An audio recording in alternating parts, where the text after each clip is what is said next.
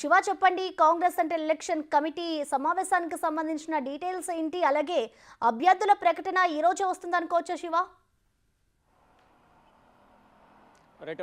ప్రసన్న, కొద్దిసేపు క్రితమే తెలంగాణ సీఎం రేవంత్ రెడ్డి ఢిల్లీ చేరుకున్నారు. ఇక మరి కాసేపట్లో అంటే ఉదయం 10 గంటల 30 నిమిషాలకే కాంగ్రెస్ సెంట్రల్ ఎలక్షన్ కమిటీ సమావేశం జరుగుతుందంటూ కూడా సమాచారం అందుతోంది. దానిలో భాగంగా మరి కాసేపట్లో రేవంత్ రెడ్డి కూడా ఏఐసీసీ కార్యాలయానికి చేరుకునే అవకాశం అయితే ఉంది.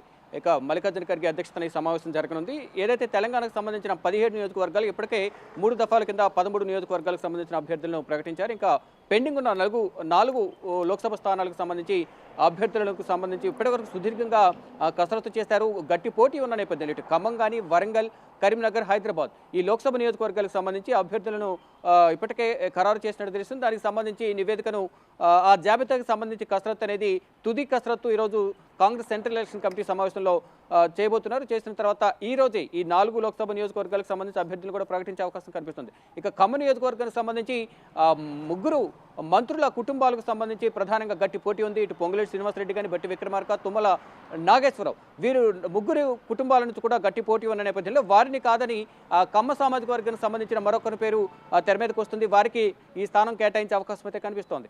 ఇక వరంగల్ నుంచి అక్కడ కూడా గట్టి పోటీ ఉంది.